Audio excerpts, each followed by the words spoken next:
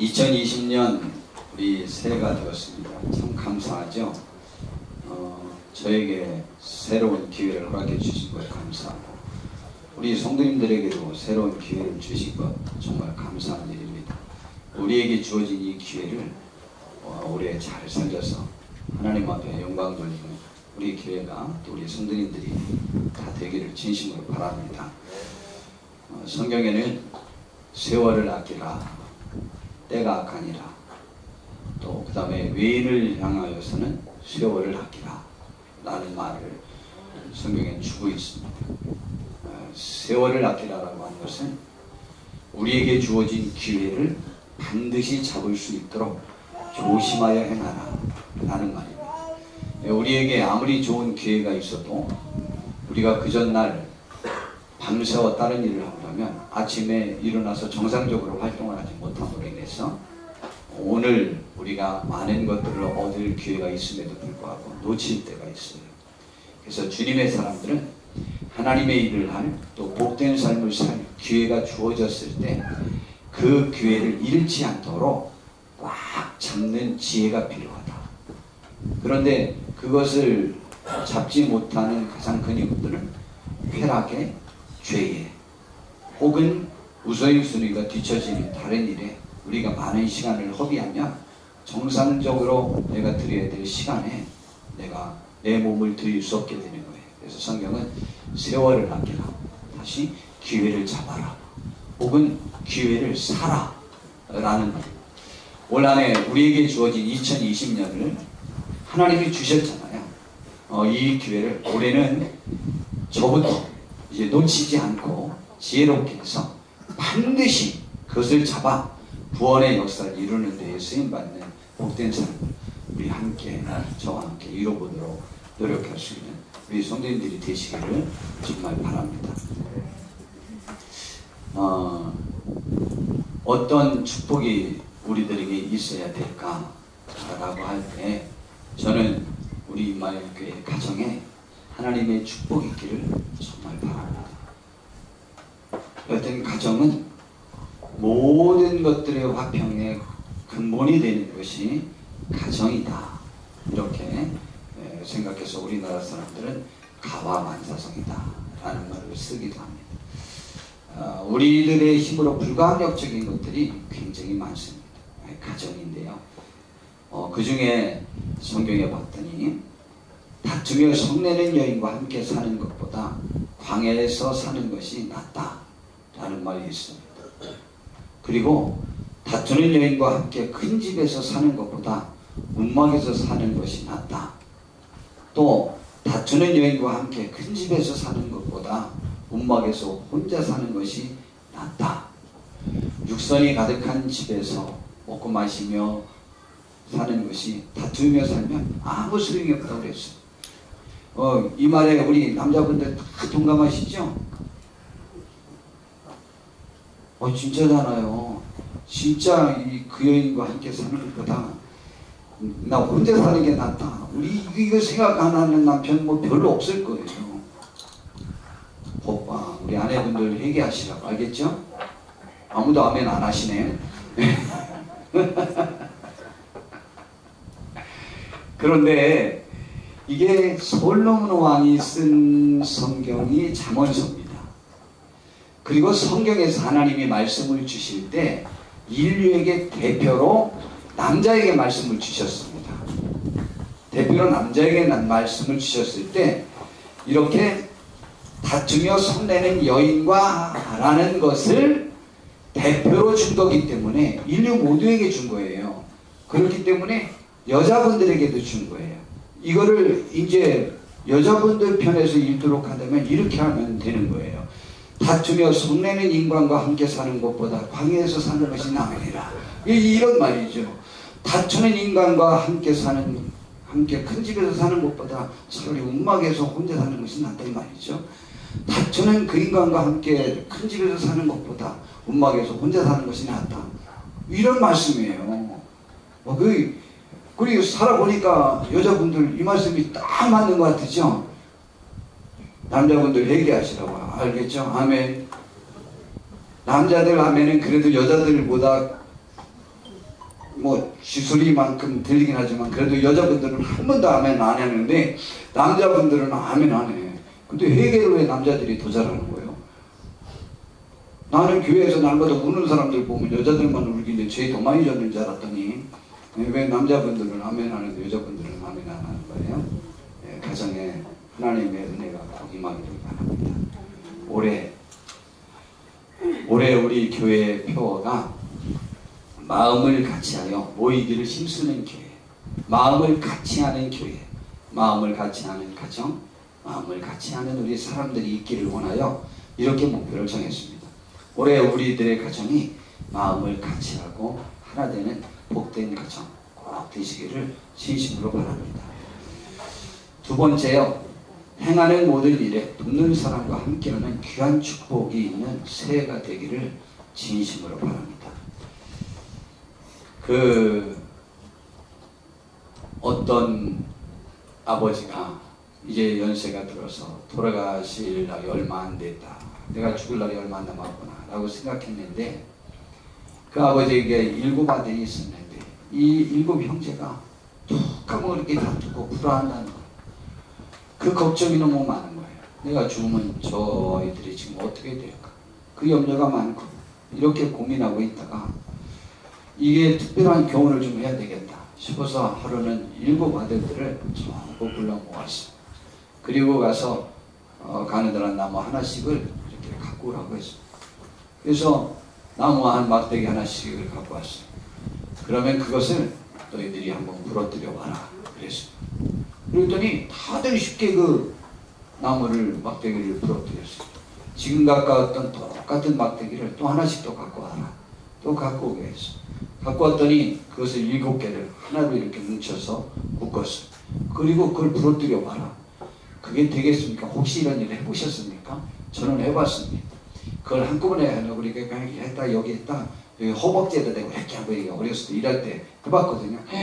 여기만 아프지 안 부러지더라고요. 너희들이 뭉치기만 하면, 다투지 않고 하나만 되면 세상 이루지 못할 것이 없을 거다. 그러나 너희들이 흩어지고 날마다 싸우면 너희들 인생 삶이 다 부러지고 망가질 거다. 그러지 마라 라고 이렇게 충고를 했다는 말이 있습니다. 이솝우화에도 나오는 내용입니다. 거기는 막대기 3개로 이렇게 많이 나오는데요.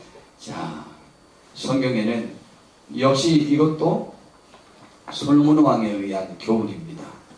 2 사람이 한 사람보다 나음은 그들이 수고함으로 좋은 상을 얻을 것입니다. 진짜 백지장도 맞들면 낫다는데 실제 백지장은 맞들면 불편해요. 그러나 조금 무거운 것도요, 맞들면 진짜 배나 효과적일 때가 많아요. 배 이상 효과적입니다.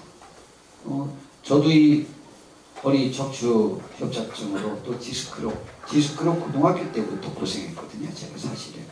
그리고 2년 전에 그게 이제 협착증으로 되는데 정확한 명을 보니까 디스크가 터져서 협착 증상을 일으킨 거예요. 그래서 너무 급해서 빨리 해야 된다고 이제 제가 그랬던 건데, 그러는데 그것도 무거운 거 자꾸 들어서 그래요. 그것도 한 원인이에요. 그리고 자세가 나쁜 것도 원인이에요. 그런데 같이 들면 괜찮아요. 같이 들면 가벼울 수 있어요. 혹시 그들이 넘어지면 하나가 그 동물을 붙들어 일으키느냐와 홀로 있어 넘어지고 붙들어 일으킬 자가 없는 자에게는 화가 있을 것이라고 했습니다.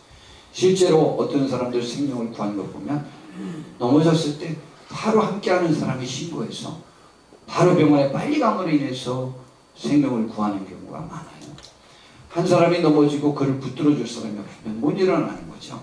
붙들어줄 사람, 일으켜 세워줄 사람이 있다는 것은 복이에요. 또 2 사람이 함께 누우면 따뜻하거니와 한 사람이면 어찌 따뜻하랴. 실제 굉장히 추운데 우리 한번 여보 하고 콱 껴안으면 진짜 금세 따뜻해지죠. 추위가 없어지죠. 그 참 너무 신기하지 않습니까? 한 사람이면 배가 걷거니와 2 사람이면 맞설 수 있느니 세 겹줄은 쉽게 끊어지지 아니한다 이렇게 말했어요. 그래서 우리 인생 삶 속에 이렇게 위로가 되고 격려가 되고 힘이 되고 나와 함께 해줄 수 있는 귀한 분들의 연합이 하나님의 축복으로 우리들의 삶 속에 함께하는 은혜가 있기를 정말 바랍니다. 그 그것이 가정에, 또 내 삶에, 사업에, 또 직장생활에, 교회생활에도 모두에도 이것이 다 확정되어서 이웃에게도 이런 사람이 있으면 복 있는 것이죠. 이렇게 함께 할 수 있는 은혜가 우리 임마누엘 교회 성도님들 가정 속에 있어지기를 진심으로 바랍니다. 뭉치면 살고 흩어지면 죽는다는 말을 우리나라의 이승만 대통령이 정말 많이 사용했던 말입니다. 그러면서 그때 우리 민족이 하나로 뭉치면 살 수 있다. 그 기치 아래 정말 우리 민족이 이렇게 잘 됐지 않습니까? 요즘은 저의 마음이 막 찢어지지도 않고, 사실은 우리 국가를 생각하면 짓눌림이 많아요. 제가 짓눌림이 많습니다. 그러나 우리 여하튼 하나 될 수 있는 민족이 되었으면 좋겠고, 국가가 되었으면 좋겠고, 특별히 하나님의 뜻이 세워져야 되겠죠. 저는 그러한 국가가 더 복 있는 국가라고 아주 확신합니다. 자, 그런데 이 말을 미국에서 처음, 이승만 대통령이 처음 사용한 게 아니고, 미국 건국의 아버지라고 불리는 벤자민 프랭클린이라는 사람이 1776년 7월 4일 독립선언문에 서명하면서 메사추세츠 주의 첫 주지사였던 존 행콕에게 총 역사의 길이 남을 그런 교훈을 주라고 합니다. 뭉치면 살고 흩어지면 죽는다. 그래서 미국 생활을 오래 하셨던 우리 이승만 대통령이 그 말을 사용하신 거죠. 모든 삶이 뭉치면 살고 흩어지면 죽습니다.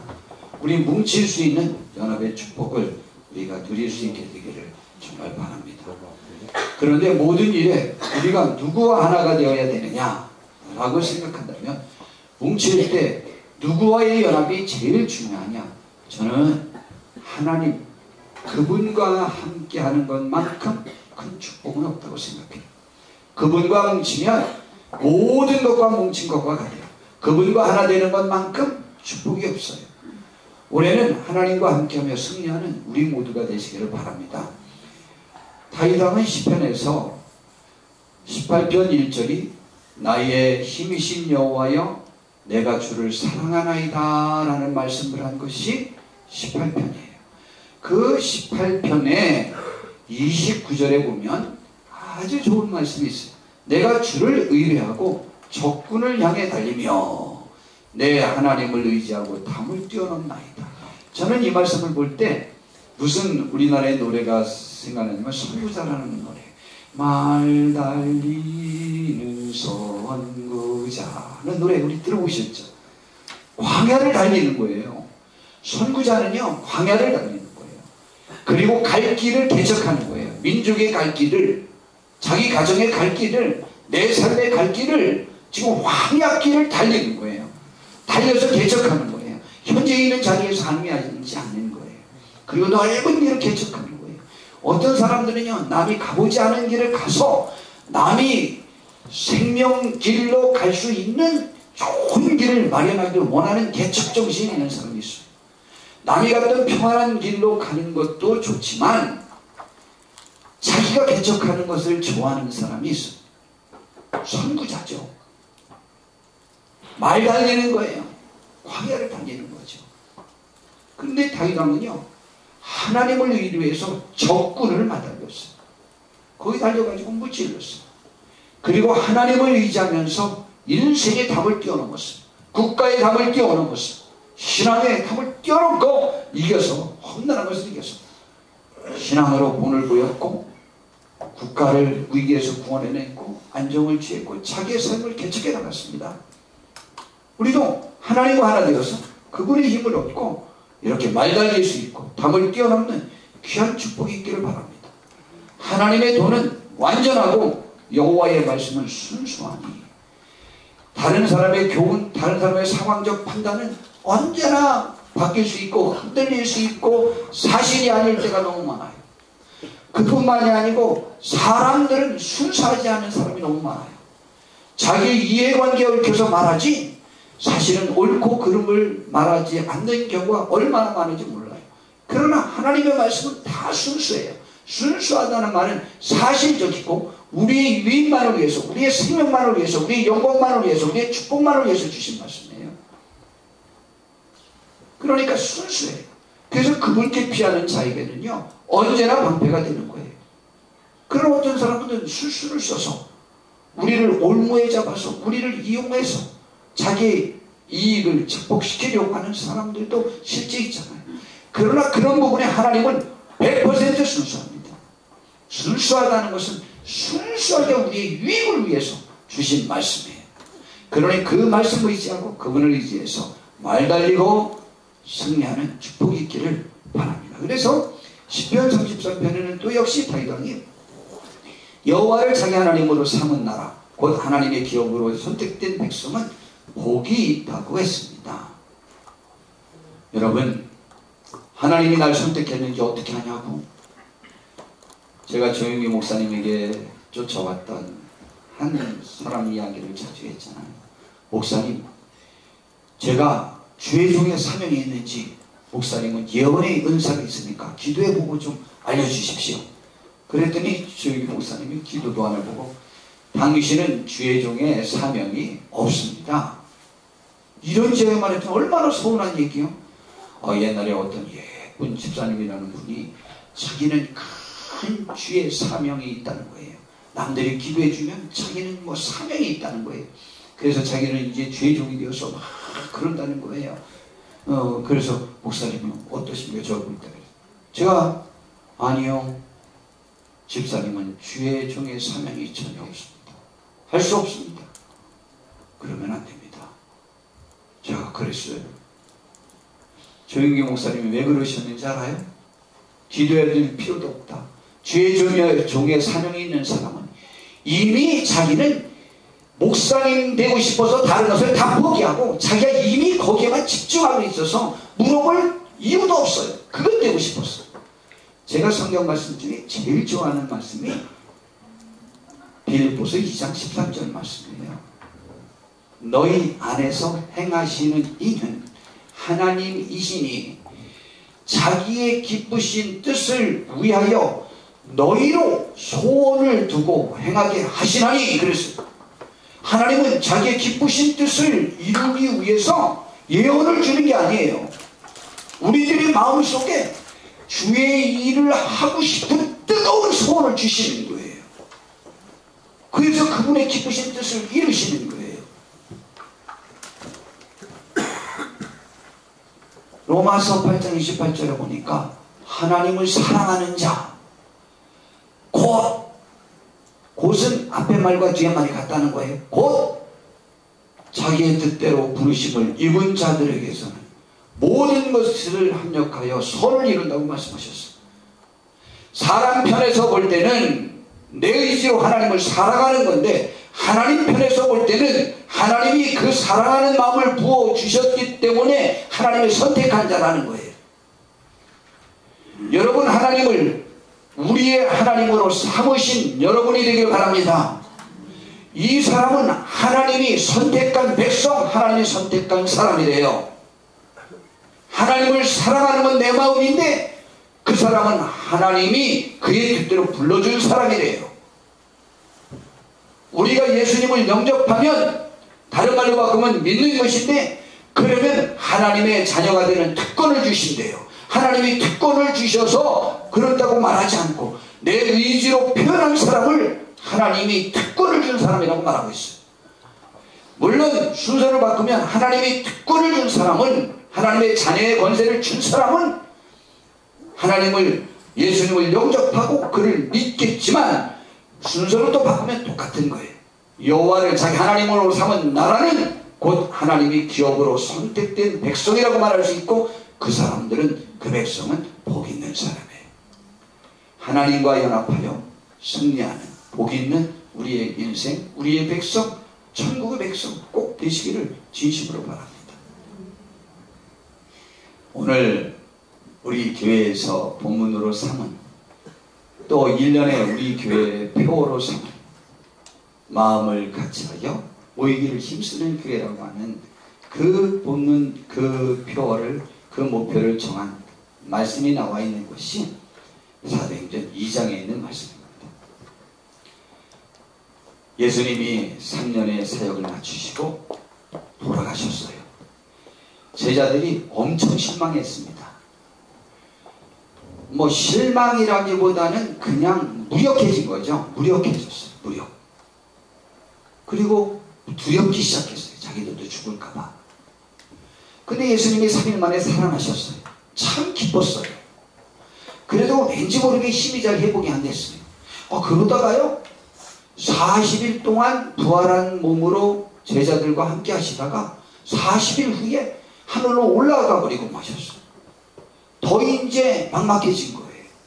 그런데 예수님께서 올라가시면서 뭐라고 말씀하셨냐면, 너희는 예루살렘 성을 떠나지 말고, 그 예루살렘 성은요 예수 믿는다 라고 말한다든가 예수님이 부활하셨다 라고 말하면 죽이기로 결정한 성이에요.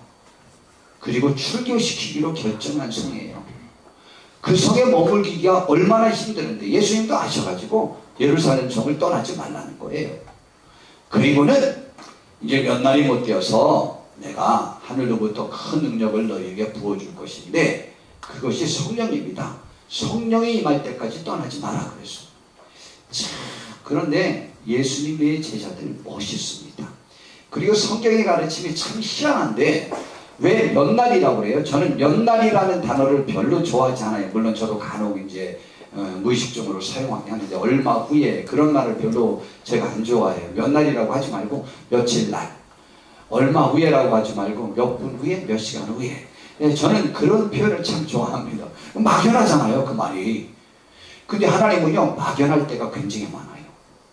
그와 똑같은 예가 아브라함에게도 말씀하셨는데, 너는 본토 친척 아비 집을 떠나 내가 지시할 땅으로 나가래요.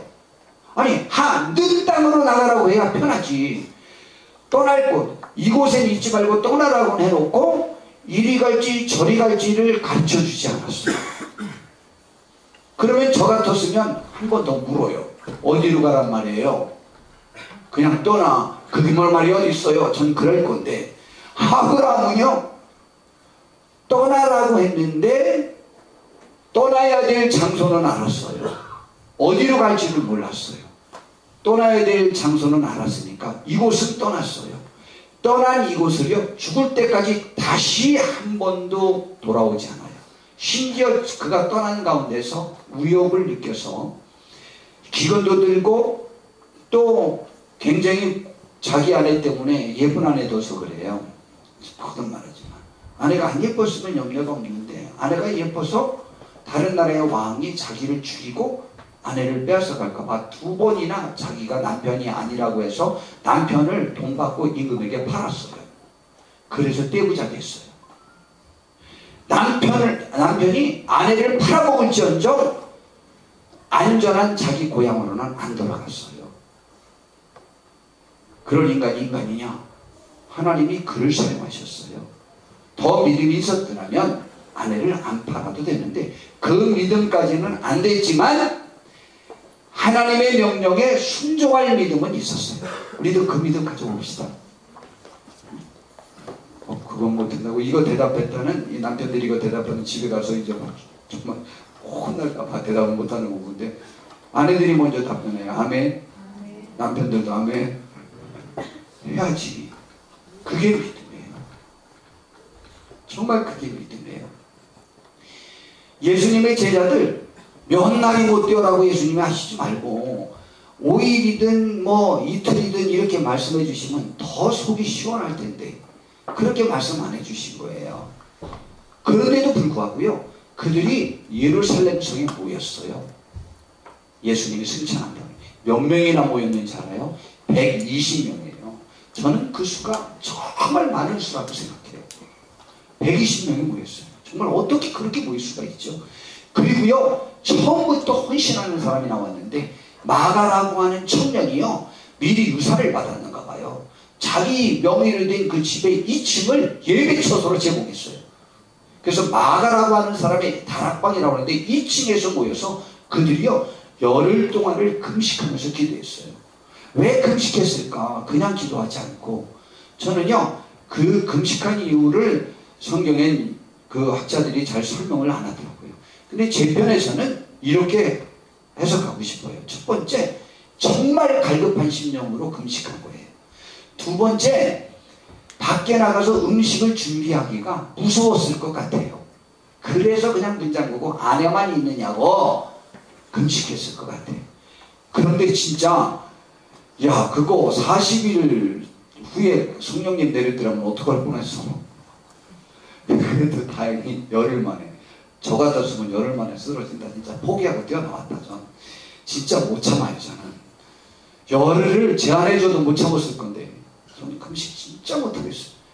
그런데 열흘 동안 그들이 금식하다 성령 받았어요. 두려워 떨고 소리도 못 내던 그들이요, 성령 받고 방언하기 시작하니까 소리가 너무 커진 거예요.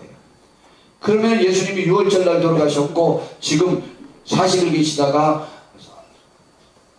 승천하셨고 열흘 기도했으니까 오순절 날에, 오순절 날. 그럼 그때 이스라엘의 명절이에요. 수많은 유대 장정들이 모였을 때 그 소리가 얼마나 컸는지 수천 명이 모여왔어요. 몇 명 모여왔느냐 예측할 수는 없지만 그때 베드로의 설교를 듣고 한 번에 예수님 믿은 사람이 3,000명이라면 3,000명이라고 성경에 기록이 되어 있거든요.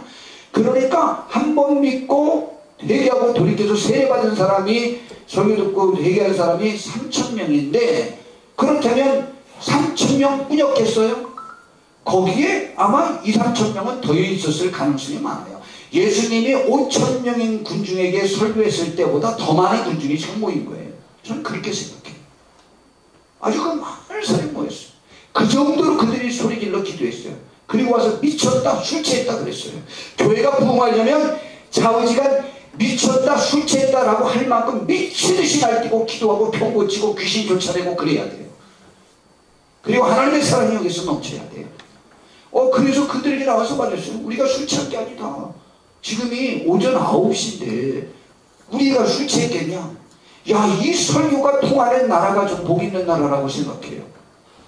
뭐라 설교가 9시, 지금 오전 9시인데 내가 술 먹었겠냐? 그래 봐요. 여기 반낮에는 술 취해갖고 넘어져 있는 사람들 많은데 우리나라에는 안 통해요. 근데 이스라엘 나라는 그런 나라가 아니라는데 저는 감사해요. 우리나라도 그런 나라가 되었으면 좋겠어요. 그런데 그러면서 설교하는데 지금 우리에게서 나오는 이상한 이 말은 구약 성경에 약속한 성령님에 관한 예언이 이루어진 것이다.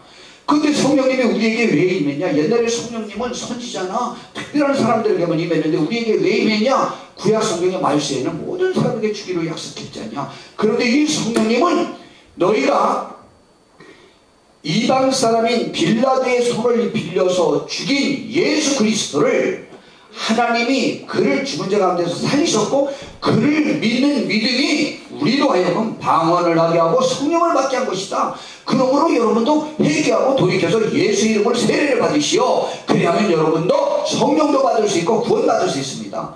근데 이 설교를 듣고요 3,000명이나 가슴을 치면서 형제들이여 우리가 어떻게 해야 되겠느냐 그랬어요. 우리가 잘못됐다고 예수님 이름으로 세례를 받고 예수를 믿으세요. 그러니까 하루에 3,000명이나 회개하고 예수님 믿고 세례 받아가지고요 그들이 3,000명이 넘는 교회가 단번에 형성이 된 거예요.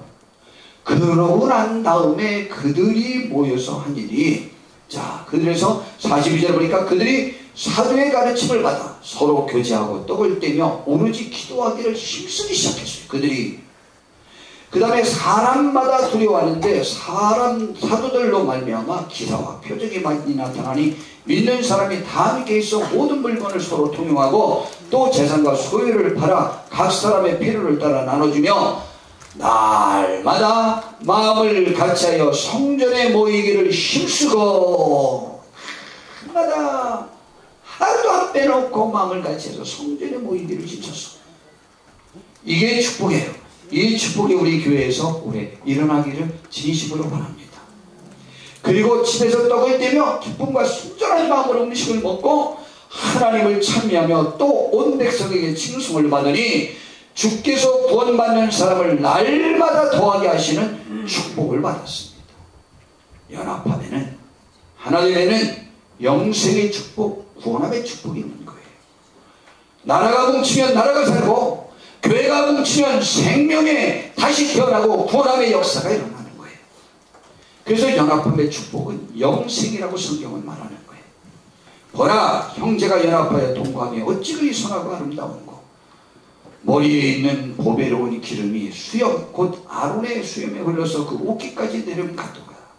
이 머리에 보배로운 기름은 옛날에 제사장, 선지자, 왕은 임직식을 가졌어요. 임직식을 가질 때 기름을 머리에 부으면서 안수했거든요.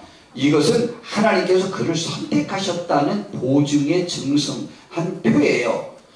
그래서 우리 이제 안수 집사님들, 권사님들은 5월달에 임직식을 할 거예요. 저도 임직식을 가져서 목사가 된 거예요. 머리에 안수하는 것. 기름은 안 붓는데. 그래서 그걸 갖다가 기름 부었다, 안수했다, 세움받았다, 이제 그렇게 표현하는 거예요. 이건 하나님의 선택의 표예요. 하나님이 그에게 복 주려고 선택한 것에 대한 인치심이 철철 넘쳤다. 뭐에는? 형제가 연합하여 동거하는 곳에는. 그런데 그곳은 헐몬의 이슬이 시온의 산들에 내린 같도다. 헐몬 산으로부터 이슬이 내려서 대지를 촉촉하게 적셔서 그들을 살리는 것처럼, 생명이 있게 하는 것처럼, 거기서 여호와께서 복을 명령하셨나니 곧 영생이로다 라는 말을 했습니다. 우리 교회가 하나 되어서 영생의 축복의 열매를 맺는 교회가 되기를 바랍니다. 우리 아주 너무너무 재밌는 짧은 동영상 우리 하나 좀 보려고 합니다. 연합의 힘이라고 하는 그러한 동영상인데요. 함께 보겠습니다.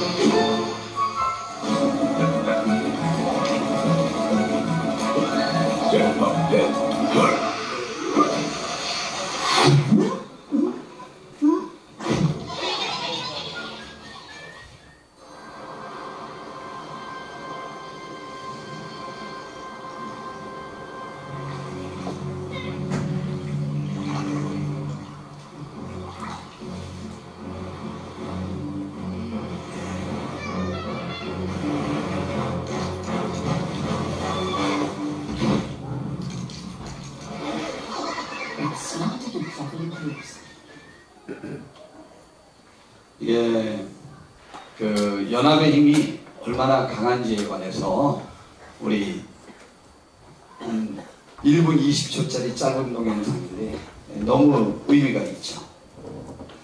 무디 선생님이 집회를 하고 있는데 어떤 사람이 단도직입적으로 질문을 했어요. 선생님, 나는 예수님을 믿어요. 그럼 왜 교회에 나가야 됩니까? 그냥 집에 있어도 저 예수님 거 구원받을 수 있어요.